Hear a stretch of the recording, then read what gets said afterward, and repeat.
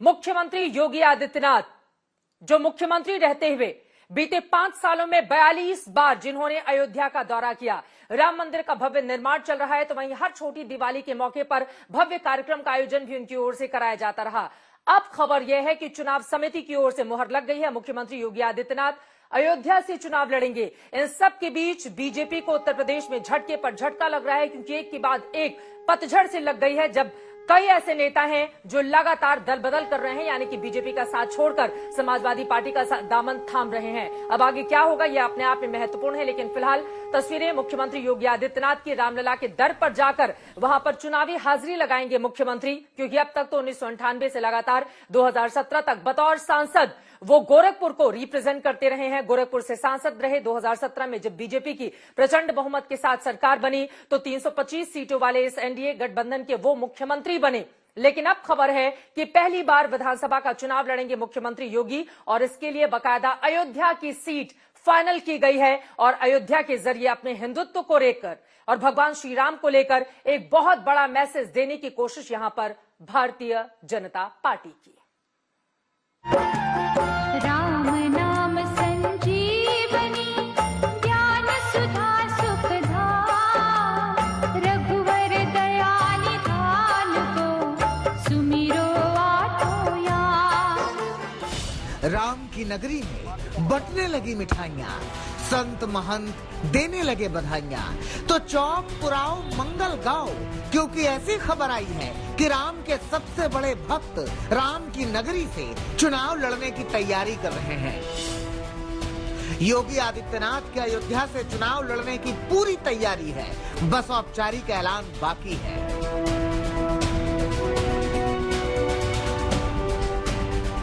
इसका कारण यही है कि राम मंदिर के निर्माण का जो कार्य प्रगति पर है, उसकी प्रगति के साथ अयोध्या की तस्वीर बदलने की बात बीजेपी सरकार 5 साल में कर रही है। मंदिर ही नहीं, सड़कों से लेकर के शहर का सौंदर्यीकरण हो, भव्य दीपोत्सव हो, और यहां तक इस पूरे इलाके में कहीं ना कहीं यूपी की एक तस्वीर अयोध्या से बनती हुई पिछले 5 सालों में नजर आई है। और यही कारण है कि अयोध्या का चुनाव करके कहीं ना कहीं मुख्यमंत्री योगी आदित्यनाथ इस गढ़ को बनाने की कोशिश करेंगे, जो लगातार बीजेपी को फायदा पहुंचाता रहा है। जैसे ही ये खबर अयोध्या पहुंची, अयोध्या में उत्सव शुरू हो गया। संतों महंतों ने गजब का उत्साह दिखाया। प्रसन्नता के सागर में गोते लगाना और किसे कहते हैं। लड्डू पेड़ा ये उत्सव का माहौल हो गया है, क्योंकि अयोध्या वासी साधु संत धर्माचार्य हमेशा से ये मांग करते रहे हैं कि योगी जी अयोध्या से चुनाव लड़ें। 99% जनता अयोध्या की योगी जी के साथ में है, और प्रचंड बहुमत से योगी जी जीतेंगे। 350 से ज्यादा सीटें बीजेपी की आएगी। बहुत बढ़िया बदलाव आएगा, और तरक्की होगी, अयोध्या का और विकास होगा, और अभी काम सब चल ही रहा है, बहुत विकास होगा। बताया जा रहा है कि अयोध्या में सदर सीट से संख्या नंबर 275 से योगी आदित्यनाथ चुनाव लड़ सकते हैं। मुख्यमंत्री के सलाहकार यहां लोगों का रुख परख चुके हैं, और इस सदर सीट के ही दायरे में आते हैं भव्य राम मंदिर और हनुमानगढ़ी का क्षेत्र।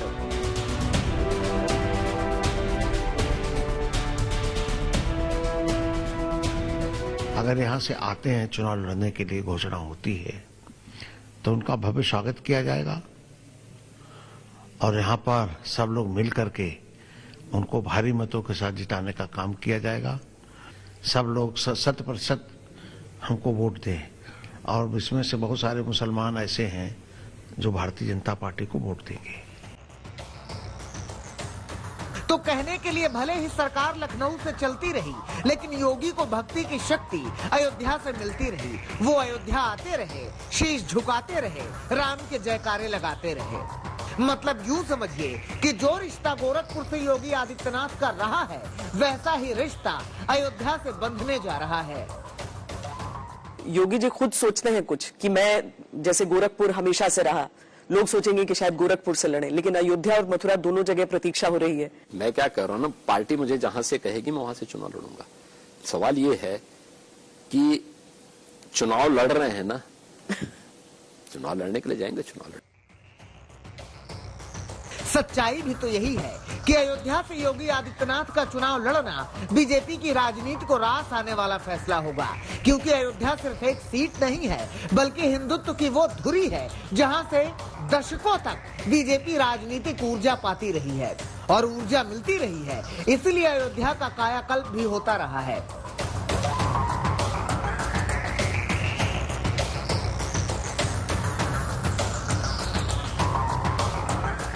राम मंदिर का निर्माण तेज रफ्तार से हो रहा है। राम की पैड़ी का कायाकल्प हो गया। अयोध्या पहले से ज्यादा सुंदर, पहले से ज्यादा रमणीय और पहले से ज्यादा हर्षोल्लासित है।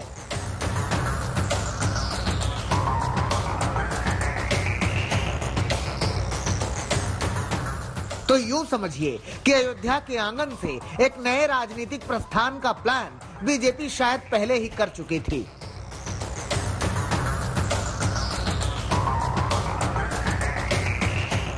तभी तो 4.5 साल के कार्यकाल में योगी 30 बार अयोध्या आए। औसतन 5 घंटे भी जोड़ें तो करीब 150 घंटे अयोध्या में रहे। फैजाबाद का नाम बदला। योगी के हर बजट भाषण में अयोध्या पर सौगातों की बरसात हुई।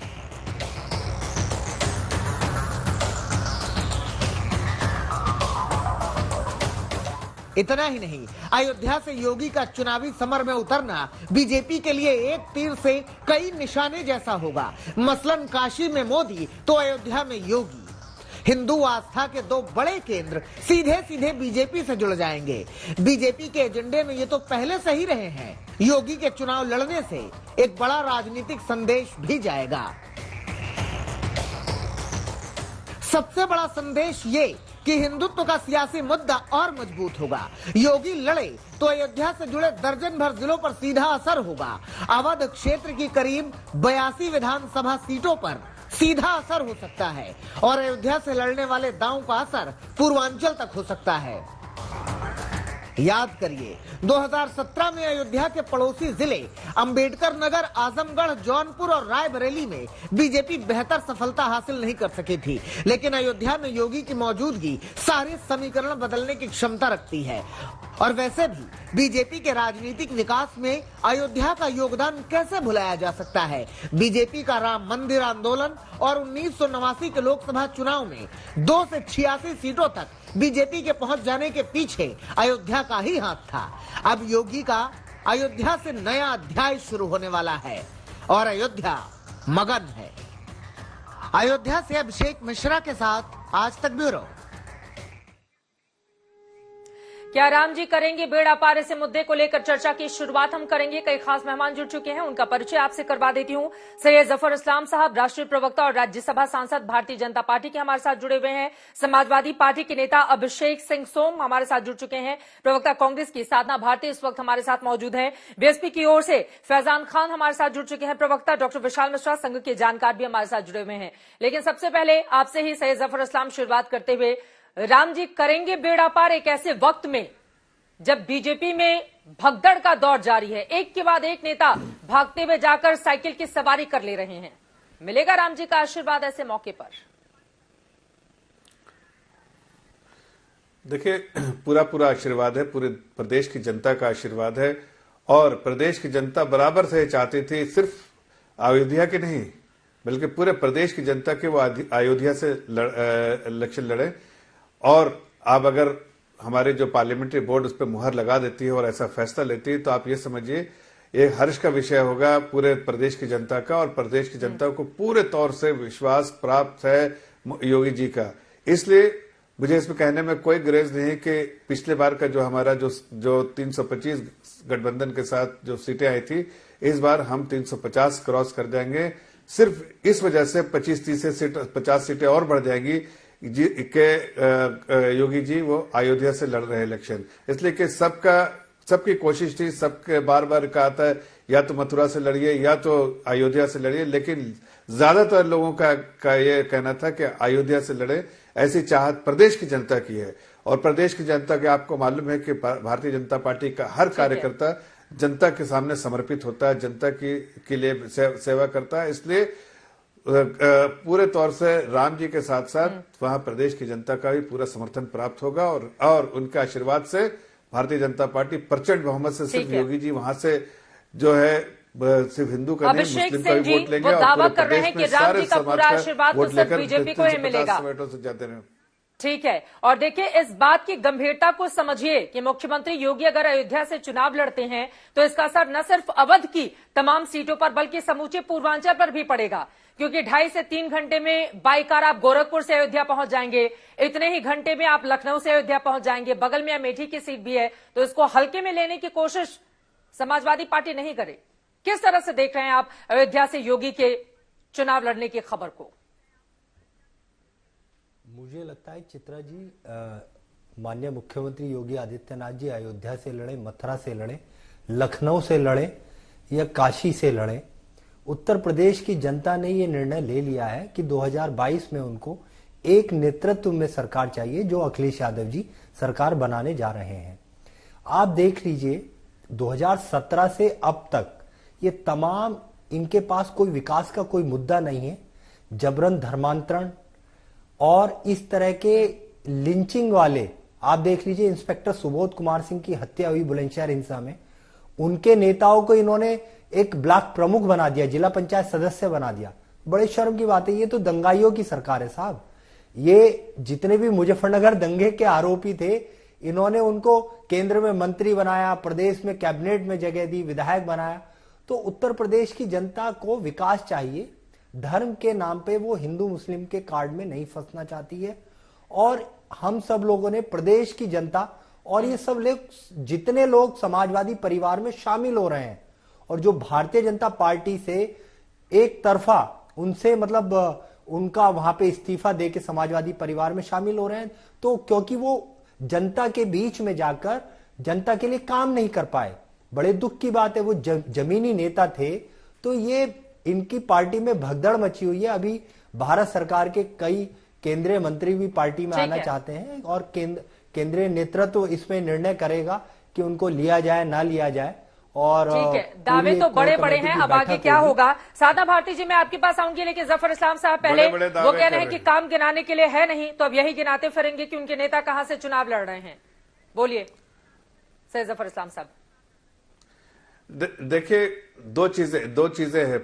काम के बारे में मैं काम गिनाता हूं, उसके बाद ये बात है आस्था में, जिसकी आस्था है हिंदू धर्म में और जिन लोगों की आस्था है वो चाहते हैं कि योगी जी जो है वो वहां से लड़े, ये दोनों अलग अलग बात है। तो दोनों के बारे में बता देता हूं। ये हमने पहले बता दिया कि अगर मुहर लग गई पार्लियामेंट्री बोर्ड की तो वो जरूर लड़ेंगे, और ये पूरे प्रदेश की जनता की जो ख्वाहिश है उसको पूरा भारतीय जनता पार्टी की पार्लियामेंट्री बोर्ड करेगी। दूसरी बात, जहां तक विकास का काम है, आप देखिए, चाहे वो गरीब आदमी का हाथ थामने का काम हमारी सरकार ने किया, किसी को डायरेक्ट बेनिफिट ट्रांसफर से अगर अकाउंट खुलवाने का, अकाउंट में पैसा पहुंचाने का काम हमने किया। गरीब आदमी जिसके घर में अनाज ना हो उसके घर में राशन पहुंचाने का काम नहीं हमने किया। जिसके घर में इलेक्ट्रिसिटी नहीं हो उसके यहाँ तो बिजली पहुंचाने का काम हमने किया। जिसके पास छत नहीं उसको छत देने का काम हमने किया। आप देखिए हमने क्या नहीं किया। पानी नहीं पीने का तो हम पानी घर घर तक पानी पहुंचाने का काम कर रहे हैं।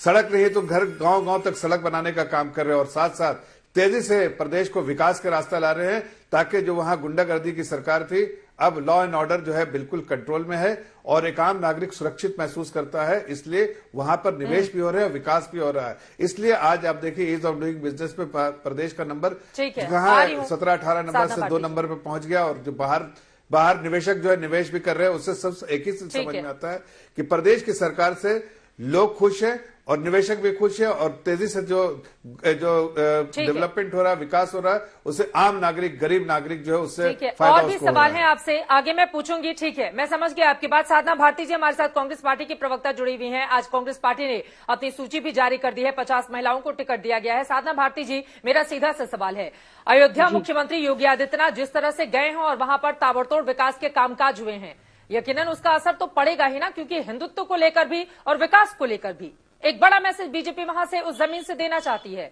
और बाकी नेता एक ऐसे दौर में जब अयोध्या जाने से बड़े बड़े नेता डरते रहे हैं, या फिर आपके ही नेता वो अयोध्या जाते थे रामलला के दर्शन के लिए, बहुत कम लोग पहुंचे, लेकिन हनुमानगढ़ी के दर्शन करके वापस लौट आते थे, तो उसका असर तो पड़ेगा उत्तर प्रदेश के में। इस बात से सहमत हैं आप जो जफर इस्लाम बोल रहे हैं?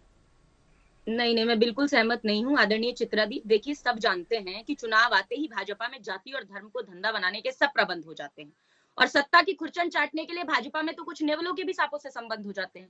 तो ये तो सबने देखा है। अब राम नाम की लूट है, लूट सके तो लूट, अंतकाल पछताएगा जब प्राण जाएंगे छूट। लेकिन भाजपा ने इस दोहे को कुछ ऐसे ले लिया कि राम के नाम पर तो खूब लूटा जनता को, आस्थाओं की भावनाओं को खूब भड़काया जनता की। अब सीधा सवाल मेरा भाजपा के प्रवक्ता से है, अपने समय में वो जरूर जवाब दे, ये बता दे कि राम के नाम पर कितनी लूट उन्होंने की। चंदा चंपत घोटाला हुआ, मिनटों में 2 लाख की जमीन 2 करोड़ में बेच दी गई। ऐसी जमीनें बेच दी गई जो निजी नहीं थी, सरकारी थी, FIR तक दर्ज हुई वहां पर। और ऐसी जमीनें जो 2 करोड़ की थी वो 18.5 करोड़ में बिक गई। 20 लाख की जमीनें 2 करोड़ में बिक गई। इतना बड़ा चंदा चंपत घोटाला हो गया। और उसके बाद राम जी कैसे बेड़ा पार लगा देंगे चित्रा जी, कि जब भगवान राम की माता कौशल्या के सतीत्व पर प्रश्न जिनके साथ ठगबंधन किया है भाजपा ने, संजय निषाद जी, उन्होंने लगा दिया। उन्होंने कहा कि राम दशरथ के पुत्र नहीं है। आज पूरा निषाद समाज संजय निषाद जी से नाराज है, क्योंकि निषाद राज जी ने तो भगवान राम के पैर पकाकर नदी पार कराई थी, गंगा मैया पार कराई थी। तो संजय निषाद जी से वो पूरा समाज नाराज है। लेकिन भाजपा अपना ठगबंधन तोड़ने को तैयार नहीं है, क्योंकि ये मंडल और कमंडल दोनों की नाव में पैर रखकर चुनावी वेतन नहीं पार करना चाहते हैं। हम तो कह रहे हैं ना चुनाव में मस्जिद की बात हो, ना शिवालों की बात हो, प्रजा बेरोजगार है, पहले निवालों की बात हो। अरे हमारी नींद को दिक्कत नहीं है, ना भजन से है ना अजान से है। हमारी नींद को दिक्कत किसानों को कुचलवाकर मरवाने वाले उस हैवान से है और उन कातिलों को बचाने वाले हुक्मरान से है। तो हम तो इस पर जवाब मांग रहे हैं कि बेरोजगारी है, महंगाई है, महिलाओं के साथ उत्पीड़न इतना हुआ। आपने सबने देखा है, आपके चैनल ने कितना कवरेज उसको दिया। हाथरस के अंदर जो हुआ, उन्नाव के अंदर कुलदीप सेंगर ने जो किया, सबने देखा है। तो उस पर जवाब दें और ये बताएं जफर इस्लाम जी की क्या ये राम जी को दशरथ का पुत्र मानते हैं कि नहीं मानते। बस इस बात का भी जवाब जरूर दे दें। ठीक है, चलिए मैं जफर इस्लाम से इसका जवाब ले लूंगी, लेकिन फैजान खान विशाल मिश्रा भी हमारे साथ जुड़े हुए हैं। फैजान खान, सीधे आपके पास आते हुए, योगी जी अयोध्या से चुनाव लड़ेंगे, बीएसपी कैसे देख रही है इस फैसले को? आप लोगों ने भी ब्राह्मणों को लुभाने के लिए अयोध्या में जाकर वहां ब्राह्मण महासम्मेलन किया था, तो ये फैसला तो बीएसपी को ठीक ही लगना चाहिए, मुख्यमंत्री जी वहां से चुनाव लड़े तो। नहीं चित्रा जी, हमें कोई दिक्कत नहीं है योगी आदित्यनाथ जी उत्तर प्रदेश में किसी विधानसभा से चुनाव लड़े। लेकिन अभी सैयद जफर इस्लाम साहब ने बहुत अच्छी बात कही और सच्चाई शायद उनके जबान से आ गई कि लोगों ने अयोध्या के और मथुरा के लोगों ने उनको चुनाव लड़ने को लिए कहा था। इसका मतलब साफ तौर से जफर साहब इस बात को कह रहे हैं कि गोरखपुर की जनता ने उन्हें डिनाई कर दिया, गोरखपुर की जनता ने उन्हें वापस नहीं बुलाया। इसका मतलब उत्तर प्रदेश के मुख्यमंत्री जी जहां से सांसदीय से चुनाव लड़ते थे और गोरखपुर से बिलोंग करते हैं, वहां के जनता ने विकास के नाम पे उनको नकार दिया। गोरखपुर में कोई कार्य उन्होंने नहीं किया मुख्यमंत्री रहते हुए। और जहां तक जिस तरह से व्यापारी की हत्या वहां पे हुई, जो बहुत ज्यादा चर्चा का विषय रहा,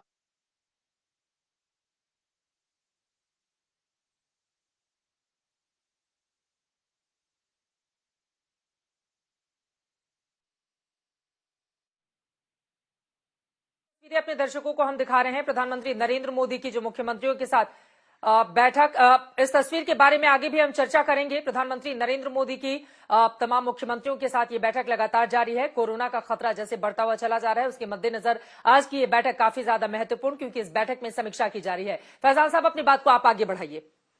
जी, तो मेरा कहने का मतलब चित्रा जी ये था साफ तौर से कि जब गोरखपुर की जनता ने नकार दिया योगी आदित्यनाथ जी को, ये खुद जफर साहब ने कहा कि सिर्फ मथुरा और अयोध्या के लोग उन्हें चाह रहे थे वहां पर, तो अयोध्या में क्या वो बसने जा रहे हैं आस्था के नाम पे? तो कोई बुरी बात नहीं है भाई, राम जी के नाम पे अयोध्या में जाके आप बस सकते हैं, कर सकते हैं, रह सकते हैं, आस्था पूजा सब लोग कर सकता है। और मैं बहुत सम्मान के साथ इस बात को कहता हूं कि अगर आप आस्था के लिए वहां जाके बैठ रहे हैं गोरखपुर पीठ छोड़कर, कोई दिक्कत नहीं है। लेकिन सियासत एतबार से अगर आप वहां पर जा रहे हैं तो वहां की सरजमीन आपको एक्सेप्ट इसलिए नहीं करेगी क्योंकि 5 साल आपको मुख्यमंत्री जनता ने बनाया था, आपको आस्था के लिए, पूजा पाठ के लिए नहीं बनाया था। अगर आप पूजा पाठ के लिए बनाए गए होते तो गोरखपुर पीठ में जफर साहब इसका जवाब देंगे, लेकिन विशाल मिश्रा जी के पास, ठीक है, ओके, ठीक है। अब ये सवाल तो पूछा जाएगा ना कि आखिर गोरखपुर की सीट जहां पर गोरखनाथ मंदिर भी है, वहां पर गोरखपुर में ही, मैं आ रही हूं जफर इस्लाम साहब, एक बार विशाल मिश्रा जी के पास जाते हुए, गोरखपुर में गोरखपुर शहर है, गोरखपुर ग्रामीण सीट भी है, और वहां से अगर अयोध्या जाएंगे तो इसके संदेश को क्या समझा जाए विशाल मिश्रा जी? नहीं चित्रा जी, इसमें क्या बुराई है? आप बताइए, आज जिस तरीके से उत्तर प्रदेश में भारतीय जनता पार्टी ने हमें हमारी सांस्कृतिक धरोहर की पुनर्स्थापना की है, आज अगर अयोध्या में प्रभु श्री राम जी का भव्य मंदिर बन रहा है, तो और अगर मुख्यमंत्री योगी आदित्यनाथ महाराज जी वहां से चुनाव लड़ते हैं तो आप बताइए इसमें गलत क्या है? होना भी चाहिए। आज अयोध्या को जिस सांस्कृतिक मापदंड और सांस्कृतिक वैभव के स्तर पर वो लेकर गए हैं, जिस तरीके से वहां पे दीपावली का कार्यक्रम उन्होंने आयोजित कराना शुरू किया है, उससे तो अयोध्या की गरिमा जो है, अयोध्या की जो वैभव है, जो अयोध्या की प्रसिद्धि है, वो तो और दूर दूर तक फैली है। तो इसमें क्या बुराई है? और वैसे भी देखिए, उत्तर प्रदेश में माननीय मुख्यमंत्री योगी आदित्यनाथ महाराज जी 75 जिलों में से कहीं से भी चुनाव लड़ेंगे चित्रा जी, तो वो एक बहुत ही थम मेजॉरिटी के साथ जीतेंगे। और मैं तो कहता हूं समाजवादी पार्टी के प्रवक्ता से कहूंगा कि आप अपने नेता को मुख्यमंत्री योगी आदित्यनाथ महाराज जी के खिलाफ खड़ा करके देख लीजिए, जमानत जब्त हो जाएगी। है, आप नहीं लड़वा सकते, क्योंकि ये उत्तर प्रदेश की जनता का प्यार है। ये उत्तर प्रदेश में भारतीय जनता पार्टी के कार्य का जो है अपना पैमाना है। बात कर रहे थे समाजवादी पार्टी के प्रवक्ता कि उत्तर प्रदेश में कहाँ जो है क्या किया है। अरे जो धर्म की बात करते हो, जो केवल और केवल तुष्टिकरण की राजनीति करते हो, वो आज बैठकर विकास की बात करते हैं। इन्हीं के नेता थे चित्रा जी, जिन्होंने कहा था कि कार सेवकों पर गोलियां चलवा दिया, इससे ज्यादा क्या कर सकता था। प्रभु श्री राम को काल्पनिक मानने वाले कांग्रेस आज कहते हैं कि हमें कोई चिंता नहीं। वो रोज उनके नेता आए दिन हिंदू और हिंदुत्व पर नया नया व्याख्यान देते रहते हैं। जिनको हिंदुत्व का ही भी नहीं पता, वो भी हिंदुत्व की बात करने लगते हैं। आज अयोध्या हमारी हिंदुत्व की धुरी है, क्या दिक्कत है इसमें? और बार बार जो बात करते हैं विकास की, आप चित्ता जी जरा पूछिए ना, जो पीएम के लिए किस प्रकार के शब्दों का इस्तेमाल, बोटी बोटी टाइप का जो वर्ड यूज कर रहे थे, आज उनका सभा में स्वागत किया जा रहा है। अभी तक माफिया, गुंडा, भ्रष्टाचारियों का अभिषेक सिंह सोम जी, ठीक है, मैं सीधे पूछ लेती हूँ प्रधानमंत्री के लिए जिस नेता ने अब शब्दों का इस्तेमाल किया, उसको सपा ने अपनी साइकिल पर बिठा लिया। ठीक है, मैं पूछ लेती हूँ इस सवाल का जवाब। और ये कह रहे हैं कि मुख्यमंत्री के खिलाफ आपके भी पूर्व मुख्यमंत्री लड़ ले चुनाव। ठीक है विशाल जी, ओके, जवाब दी समाजवादी पार्टी। जो सहारनपुर के एक बहुत बड़े नेता हैं और उन्होंने समाजवादी परिवार को साधना जी आ रही हूँ आपके पास, हाँ। बड़ी खुशी की बात है। और मुझे लगता है कि उनके बयान को तोड़ मरोड़ कर और उसका गलत अर्थ निकाला गया है, जनता सब जानती है। और उत्तर प्रदेश की जनता को विकास चाहिए, धर्म के ऊपर उनको राजनीति नहीं करनी है। वो हिंदू मुसलमान के उसमें बंटवारे में नहीं पड़ना चाहते हैं, लोग मंदिर मस्जिद में नहीं जाना चाहते, उसके ये विषय नहीं है। उनको चाहिए रोजगार चाहिए, उनका बेहतर शिक्षा चाहिए, उनको बहुत अच्छी स्वास्थ्य सेवाएं चाहिए। साहब, आप जैसे भारतीय जनता पार्टी की जो विचारधारा है, ये कट्टरपंथी विचारधारा है और इस तरह की विचारधारा को उत्तर प्रदेश की जनता कभी भी समर्थन नहीं करती है। और हम लोग तो समाजवादी लोग हैं, हम तो सभी धर्मों का सम्मान करते हैं। साथ में बोलेंगे, समझ में नहीं आएगा, प्लीज एक एक करके। विशाल जी उनकी बात हो जाए, विशाल जी उनकी बात हो जाए। आपकी आवाज साफ नहीं समझ में आ रही है। दोनों लोग साथ में बोलेंगे, समझ में नहीं आएगा। एक बार उनकी बात हो जाए, उसके बाद आप बोलेगा। अपनी बात अभिषेक जल्दी से खत्म कीजिए आप। लेकिन ये बात तो महत्वपूर्ण है ना। देखिए, हिंदुत्व की लहर पर सवार होकर 14 से लेकर 17 और 19 बीजेपी ने जिस तरह की जीत हासिल की है, आप उसको खारिज नहीं कर सकती। बार बार जिस हिंदुत्व को लेकर आप निशाना साधते हैं उनके ऊपर। और प्रधानमंत्री नरेंद्र मोदी गुजरात की किसी सीट को छोड़कर अगर वो वाराणसी से चुनाव लड़ते हैं और वहां की जनता उनको बिठाती है, प्रधानमंत्री बनाती है, और एक बार नहीं दो बार ऐसा हुआ है, तो इसके संदेश दूर तलक तो जाते ही हैं। देखिए चित्रा जी, बिल्कुल अच्छी बात है, मैं तो कहूंगा, पर मुझे लगता है धर्म के ऊपर राजनीति नहीं होनी चाहिए। इस प्रदेश की जनता, देश की जनता को विकास चाहिए, उनको रोजगार चाहिए। आज देखिए, भारत की सरकार ने किसानों को कुचलती है और तमाम जितने भी अपराधी हैं, इनके नेता कहते हैं हम धर्मांतरण करा देंगे, हम घर वापसी आंदोलन चलाते हैं। तो तमाम, मैं तो कहूंगा नरसिंहानंद सरस्वती जैसे महाराज को जेल में होना चाहिए। उन पे आप लोग कार्रवाई क्यों नहीं करते हैं? बच्चों को कहते हैं कि हथियार रखिए, इस तरह की शिक्षा देते हैं, शर्म आनी चाहिए। तो मुझे लगता है ये बदलाव हो रहा है, राजनीति में बहुत बड़ा बदलाव हो रहा है और होने वाला है। राजनीति क्यों करती है हम लोग बीजेपी? किसी धर्म, ठीक है, ओके, वो कह रहे हैं राजनीति में अब बहुत बड़ा बदलाव हो रहा है और धर्म का चोला पहनने की क्या जरूरत है? धर्म तो निहायत निजी होता है, तो धर्म को लेकर आगे बढ़ने की क्या जरूरत है? देखिए, कोई धर्म को लेकर आगे नहीं बढ़ रहा है, लेकिन अगर कोई किसी की कोई आस्था है तो आस्था को आप थोड़ी नकार देंगे। आप उस चीज को नकारना चाहते हैं, हम उसको नकारने नहीं देते हैं, लेकिन हम किसी को ये नहीं कहते हैं कि जो हमारी पूजा पद्धति है उसी को मानकर ही वोट दो, ऐसा नहीं। हम सब समाज को साथ लेकर चलते हैं, इसीलिए हमारा कोई एमवाई कॉम्बिनेशन नहीं है। हमारा कॉम्बिनेशन है सबका साथ, सबका विकास, सबका विश्वास। और हम इसी बात के बारे में कह रहे थे कि हमने विश्वास प्राप्त किया है। अगर ये कहते हैं बहुत बड़ा बदलाव हो रहा है, तो मैं इनसे कहता हूं कि इस बदलाव में अपने मुखिया को उतार दीजिए इलेक्शन में और देख लीजिए, कह दीजिए अयोध्या से लड़ ले या कोई और सीट जो उनको बहुत सूट करती उससे लड़ ले। वो कहीं से नहीं लड़ पाएंगे और हर जगह आदरणीय मुख्यमंत्री जी से हारेंगे। दूसरी बात, किसी ने कहा था अभी कि वो गोरखपुर से नहीं लड़ रहे हैं। अरे भाई, उनका तो प्रूवन ट्रैक रिकॉर्ड है 98 से लगातार जीतने का। वहां की जनता को तो पूरे तौर से उनके लिए समर्पित है, लेकिन पूरे प्रदेश की जनता सिर्फ गोरखपुर के लिए नहीं मांगेगी ना। गोरखपुर की जनता तो चाहती है उनको, इसलिए बार बार जिताती है। लेकिन मैंने कहा पूरे प्रदेश की जनता की अगर चाहत देखे तो जाहिर है चाहती है कि वो अयोध्या से लड़े या मथुरा से लड़े, लेकिन ज्यादातर जनता चाहती है अयोध्या से लड़े। लेकिन ये सारा डिसीजन जो है पार्लियामेंट्री बोर्ड डिसाइड करती है, हमारी लीडरशिप डिसाइड करती है। वो जहां से भी टिकट देगी आदरणीय मुख्यमंत्री जी को, वहां से वो प्रचंड बहुमत से जीतेंगे। और इसलिए मैं कहता हूं, चाहे प्रियंका वाड्रा आ जाए, चाहे आप जो बहुत बदलाव की बात कर रहे हैं प्रियंका वाड्रा आ जाए, चाहे बहुत बड़े बदलाव की बात कर रहे हैं समाजवादी पार्टी के मुखिया वो आ जाए, या फिर बसपा चीफ आ जाए, मैं तो सबको आमंत्रण दे रहा हूं कि भाई आइए लड़िए इलेक्शन। और एक जगह से जहां मर्जी आए वहां बता दिए, वहां से भी जीतेंगे। इसलिए कि हमने सेवा की है, मुख्यमंत्री जी ने लोगों का विश्वास जीता है। वहीं अखिलेश यादव जी का देखिए क्या हाल किया था वहां की जनता ने। 5 साल मुख्यमंत्री होने के बाद उनका लेकिन आप लोग धर्म का एजेंडा है तो सेट कर रहे हैं ना सर सामने। उससे समझ में आता है सर। ठीक है सर, हो गए आपकी बात, मैं लौट रही हूँ, सुनिए आपकी बात।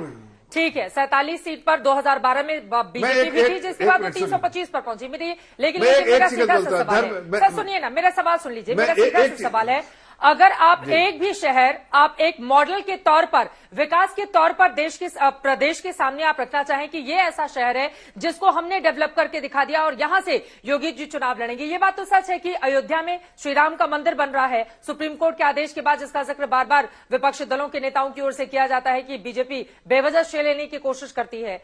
लेकिन इन सब के बीच अगर एक धार्मिक नगरी से वहां पर इलेक्शन लड़ने का ऐलान किया जाता है योगी आदित्यनाथ की ओर से, तो इसका सीधा सा मकसद है कि अपने धार्मिक एजेंडे को ही भारतीय जनता पार्टी आगे बढ़ाए। देखिए बिल्कुल चित्रा जी मैं सिर्फ इतना जवाब देता हूं, दो जवाब देता हूं, दो लाइन का जवाब। मैं पहली बात कहना चाहता हूं कि देखिए, मैं पहली बात ये कहना चाहता हूं कि हमने लोगों का विकास किया है, लोगों को मजबूत किया, गरीब आदमी को मजबूत किया, और जितने भी जो वेलफेयर स्कीम चलाए उस सब कल्याणकारी स्कीम सब में आम नागरिक के लिए था, और वो मजबूत हो गए हैं इसलिए कि पहले वो कमजोर थे। दूसरी बात, क्या हमने कहा है कि अयोध्या से सिर्फ योगी आदित्यनाथ जी, आदरणीय मुख्यमंत्री जी एक्सक्लूसिवली लड़ेंगे? भाई आपको निवेदन कर रहे हैं, आमंत्रण दे रहे हैं, आइए ना, लड़िए वहां से। वो कोई एक आदमी का आपकी भी आस्था तो आप आइए लड़िए, वो जनता डिसाइड करेगी किसकी आस्था खोखली है, किसकी आस्था सही है, वो जनता को छोड़ दीजिए ना, हम क्यों डिसाइड करेंगे? जनता डिसाइड करेगी। आपको तो मैं कह रहा हूँ कि आप लड़िए वहां से। मैं तो खुला चैलेंज कर रहा हूँ कि आप ठीक है, जब आप बड़े नेताओं ने परहेज किया अयोध्या की जमीन पर जाकर, तो ये बात तो सच है कि सबसे ज्यादा अगर वहां पर कोई पहुंचा तो वो योगी आदित्यनाथ थे। इस बात को स्वीकार करने में क्या हर्ज है अभिषेक जी? देखिए चित्रा जी, ये भारतीय जनता पार्टी के प्रवक्ता कह रहे हैं कि आप अयोध्या आइए, आपकी पार्टी के मुखिया वहां से आके चुनाव लड़े।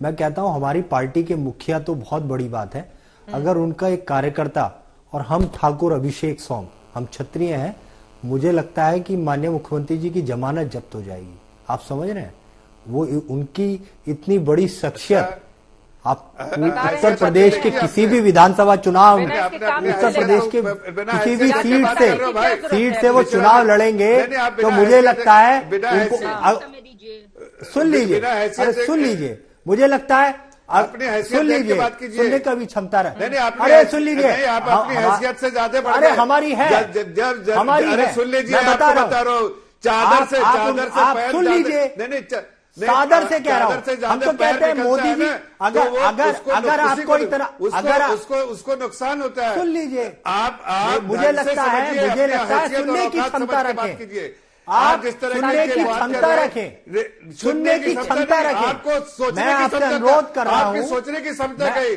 मैं आपसे कह रहा हूं, माननीय प्रधानमंत्री उत्तर प्रदेश में आके चुनाव लड़े और बोलने की, मैं कहता हूं मोदी जी आके चुनाव लड़े, हमारे पार्टी के मुखिया उनके सामने चुनाव लड़ेंगे। ने कभी मैं कह रहा हूं आपके नहीं हारे थे, मैं कभी इलेक्शन नहीं हारे थे। क्यों? गुजरात में कह रहे हैं उत्तर प्रदेश, माननीय प्रधानमंत्री जी, इसी तरह से मैं तो कहूंगा उनसे अनुरोध करता हूं उत्तर प्रदेश विधानसभा चुनाव में वो आके चुनाव लड़े, हमारे मुखिया के सामने चुनाव लड़े। जमानत जब्त हो जाएगी साहब, ये हिंदू कार्ड मत खेलिए, चैलेंज कर रहे हैं। हिंदू कार्ड मत खेलिए। तो पहले भेजिए, आप पहले अपने मुखिया को तो हम बता रहे हैं, कोई हिंदू कार्ड नहीं। उत्तर प्रदेश,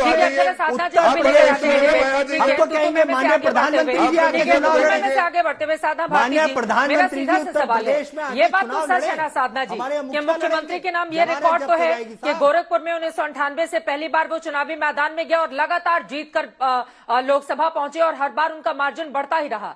मुख्यमंत्री बनने के बाद भले ही वो एमएलसी से निर्विरोध जीतकर पहुंचे हो, लेकिन उसके पहले उनका ट्रैक रिकॉर्ड रहा है गोरखपुर का। और बीजेपी बार बार गोरखपुर को लेकर गिनाती भी रही है। वहां पर एम्स का निर्माण करवाया, वहां पर फर्टिलाइजर को किया, सड़कों का चौड़ीकरण किया गया है। आप अगर स्ट्रीट लाइट्स देखेंगी उसका विकास किया गया है, जगह जगह जो फ्लाईओवर्स हैं उनमें पेंटिंग कराई गई है बड़ी बड़ी। तो शहर को खूबसूरत बनाने का काम किया गया है और मुख्यमंत्री लगातार वहां से जीते हैं, ये तो उनका ट्रैक रिकॉर्ड रहा ही है। और खुद प्रियंका गांधी को लेकर बार बार वो चूंकि यूपी पर सबसे ज्यादा फोकस करती हैं, तो वो खुद आकर उत्तर प्रदेश में चुनाव क्यों नहीं लड़ती हैं साधना जी? बड़े नेताओं को तो लड़ना चाहिए, जनता की बात जो करता है उससे। जी, सबसे पहली बात तो ये, हमारा मंत्र है सर्वे भवन्तु सुखिनः, अर्थात सभी सुख से रहें। और भारतीय जनता पार्टी का सीधा मंत्र है संघे भवन्तु सुखिनः, यानी सिर्फ संघी सुखी रहने चाहिए। तो इसीलिए वो पिछड़ा विरोधी भी हो जाती है भारतीय जनता पार्टी, महिला विरोधी भी हो जाती है, समय आने पर दलित विरोधी, गरीब विरोधी भी हो जाती है। और ये सबने देखा है। जो आदरणीय जफर इस्लाम जी अभी कह रहे थे, पहली बात मैं जवाब देना चाहूंगी, राम मंदिर भाजपा के आदेश पर नहीं बन रहा है, सुप्रीम कोर्ट के आदेश पर बन रहा है। और राम सबके हैं, जो राम में आस्था रखते हैं, जो राम को मानते हैं, राम उनके और वो राम के, और जो राम को अपनी बपौती मानते हैं उनका अंत निश्चित है। ये बात मैं ही नहीं कह रही, ये बात भाजपा की वरिष्ठ नेत्री सुश्री उमा भारती जी भी कह चुकी है। आखिरी बार आपके बड़े नेता अयोध्या कब पहुंचे थे? आखिरी बार आपके बड़े नेता रामलला के दर्शन करने अयोध्या कब पहुंचे थे? देखिए, हमारा मानना है राम, अगर राम को मानो तो राम की भी मानो।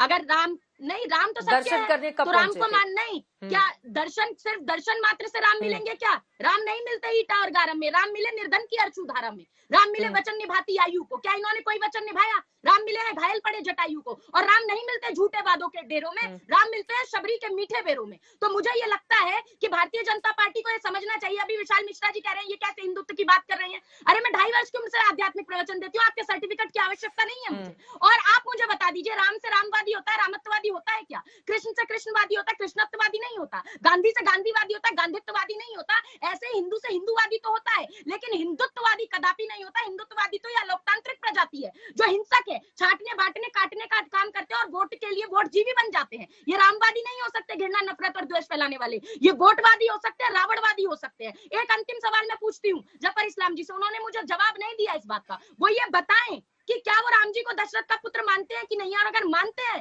तो कब ठगबंधन तोड़ेंगे संजय निषाद जी से, या फिर जारी रहेगा? इन्होंने नरेश अग्रवाल जी, उनको राज्यसभा भेज दिया, जिन्होंने भगवान राम की तुलना शराब से की थी, रम से की थी, उनको राज्यसभा भेज देते हैं। सीता माता के अस्तित्व को राज्यसभा में सरकार नकार देती है, महेश शर्मा जी नकार देते हैं, तब कोई प्रश्न नहीं उठाया जाता। तो आज हम पूछ रहे हैं ना इनसे, इन्होंने कहा हमने ऐसा कर दिया। उत्तर प्रदेश में क्या हुआ? मेरे पिताजी की भी जन्मभूमि कर्मभूमि उत्तर प्रदेश है। उत्तर प्रदेश के अंदर आगरा के नगला तेजाग्राम में 13 वर्षीय बच्ची लॉकडाउन के अंदर उसके साथ बलात्कार हुआ, जब हवस के दरिंदे खुले घूम रहे थे और सब अपने घरों में बंद थे। बाल कल्याण गृह कानपुर के अंदर नव युवती और किशोरियां गर्भवती पाई जाती हैं। जौनपुर के निषाद परिवार को बलात्कार और रेप किया जाता है बेटी के साथ, उसके बाद पीड़िता के घर को धमकाया जाता है। ये हुआ। और मायाराम लोधी बीडीसी महिला के जेठ ने जब आप सुन लेते हैं, बचाने का प्रयास ठीक है तो जफर इस्लाम साहब, ठीक है उसके बाद विशाल मिश्रा जी मैं आपके पास आऊंगी। ओके ठीक है साधना जी जवाब दीजिए। देखिए मैं तो बहुत जवाब दीजिए जफर इस्लाम साहब। नहीं बहुत संजीदगी से इनके बात का जवाब दे रहे हैं। ये मैंने कभी नहीं कहा कि राम जी सिर्फ एक पार्टी के हैं, ये सभी पार्टी के हैं। मैं तो आपसे कह रहा था बार बार कि आप अपनी मुखिया प्रियंका बहन को भेज दीजिए वहां पर। हमने कहा कि वहां लड़ने में कोई उनको कोई रोक रहा है, कोई रुकावट नहीं है, वहां से लड़े। कितनी आस्था उनकी, वहां की जनता को डिसाइड करने दीजिए। आप बैठ के थोड़ी टीवी पे नहीं हमने रोकने की बात ही नहीं की। हमने कहा कि आप वहां जाके खुद को, अपने आप को उस सिचुएशन में डालिए और देखिए जनता कितना आपको मानती है कि आपकी आस्था है कि नहीं, या कितना जनता समझती है कि जिसने रामलला के लिए काम किया। अरे सुन लीजिए, बीच में मत बोलिए। देखिए मैंने आपके बीच में नहीं बोला। सवाल का जवाब दीजिए ना। बिल्कुल बीच में नहीं बोलिए। मैंने देखिए बहन आपको बीच में मैंने आपको टोकर आराम से। मैं तो आपके पार्टी के लोग आप जो बोल रहे हैं, नहीं मैं तो बोल रहा, नहीं आपके दिग्विजय सिंह आप ही के पार्टी के हैं। उन्होंने क्या कहा था महिलाओं के बारे में, आपको पता है क्या? आपकी पार्टी में इस तरह से महिलाओं के बारे में कहते हैं तंचमाल, यही है? नहीं आपको 50 ऐसे एग्जाम्पल नहीं आपको 50 ऐसे एग्जाम्पल दे देंगे जो आपके पार्टी के लोग महिलाओं के साथ किस तरह से उनका व्यवहार रहा है। नहीं आप इस तरह की बातें मत कीजिए। जब आप जो बार जो इस बात को बताना चाह रही है, देखिए हमने तो यहाँ पर लॉ एंड ऑर्डर को ठीक किया है, लॉ एंड ऑर्डर को ठीक किया है, और आगे और भी जैसे लॉ एंड ऑर्डर ठीक होता जा रहा है। लेकिन आपने क्या किया है? सिर्फ आपने 50 साल जनता को लूटा है और उसको गलत वायदे करके उसको कुछ नहीं के वायदों की बात करती है। नहीं, ख्याल रखें। हम राम को मानते तो हम वायदा करते हैं, वायदा पूरा करते हैं। आपने क्या वायदा पूरा किया है? चित्रा जी, आपके चैनल पे लेकिन आप सवाल अपने पास रखिए। मैं तो इतना कह रहा हूँ, ये वायदे के बारे में तो हमने तो वायदे पूरे किए, लेकिन अपने पार्टी के बारे में देखिए कि जब 60 साल 75 साल से सरकार में रही, उन्होंने क्या किया वहाँ जनता के लिए, क्या किया उन्होंने? ठीक है, धैर्य का परिचय क्या किया है? हाँ। देखिए मैं कोई, वो कह रही है हमारे सवाल का जवाब नहीं दे रहे हैं। मैं चीखता चिल्लाता नहीं, मैं इतना कह रहा हूँ कि अरे जब संसद गूंगी और शासन इनके सवाल के जवाब तो मैंने कहा कि भाई कितनी आप कह रहे कि राम मेरी नहीं है, भारतीय जनता पार्टी की नहीं है, तो आपकी भी है भाई। राम जी आपके भी है, जाइए ना वहाँ पर लड़िए, किसने रोका? राम जी आपके भी है। अगर आप में जरा सा भी हिम्मत है तो जाके लड़के दिखाइए। आप भेजिए प्रियंका बहन को जाके। अरे सर्टिफिकेट, आपको सर्टिफिकेट चाहिए, आपको सर्टिफिकेट कोई देगा भी नहीं। आप खोखले लोग को कोई सर्टिफिकेट देगा भी नहीं, इसलिए कि आप यहाँ पर कुछ वहाँ पर कुछ, सत्ता के लिए आप कुछ भी, आप सत्ता के लिए आप कुछ भी कर सकते हैं। 60-70 साल जिस तरह से आपने देश को, लोगों को गुमराह करने का क्या किया है, समाज को तोड़ने का काम किया है। अरे आप हिम्मत है तो निकालो, बहुत सारे लोग हैं आपके। आप दिग्विजय सिंह को निकालो, बहुत सारे लोग ऐसे निकालो जो आप लोगों के बारे में। स्वामी प्रसाद मौर्य पहले। अच्छा, आप पहले ये बता दीजिए कि आप पहले बता दीजिए कि आप कौन से कॉम्बिनेशन में जिंदगी भर आपने जाने से साधना भारती आप क्यों खुश हो रही है? कांग्रेस थोड़ी ने ज्वाइन किया उन्होंने। आपने साधना भारती जी, मुझे तो कांग्रेस की स्थिति एकदम बंगाल वाली लग रही है। माफी के साथ ये बात बोल रही हूँ कि अगर बीजेपी छोड़कर समाजवादी पार्टी में कोई नेता जा रहा है तो कांग्रेस पार्टी की खुशी का ठिकाना इतना ज्यादा, मतलब क्या है ये? आप इतना क्यों खुश हो रही हैं, समझ में नहीं आ रहा है। क्यों खुश हो रही हूँ बता देती हूँ ना, क्योंकि स्वामी मौर्य कांग्रेस में थोड़ी ना है, वो सपा में जा रहे हैं। कल ऐलान हो सकता है इस बारे में कर देंगे। जीरो मिलने वाला है, जैसे बंगाल में जीरो हुआ वैसे उत्तर प्रदेश में जीरो होने वाली है। ओके, आपकी बहन आपकी वो उत्तराखंड और गोवा का उदाहरण है, लेकिन फैजान खान यूपी पर आते हुए, फैजान खान यूपी पर आते हुए, ठीक है ओके, फैजान खान ये बात तो सच है ना कि अगर अयोध्या जिले में, ठीक है, बाकी लोगों की आवाज डाउन कीजिए प्लीज। अगर कोई सुन नहीं रहा है प्लीज उसकी आवाज डाउन कीजिए। फैजान खान जी, सीधे मेरा सवाल आपसे ये है, ठीक है जफर साहब, ओके,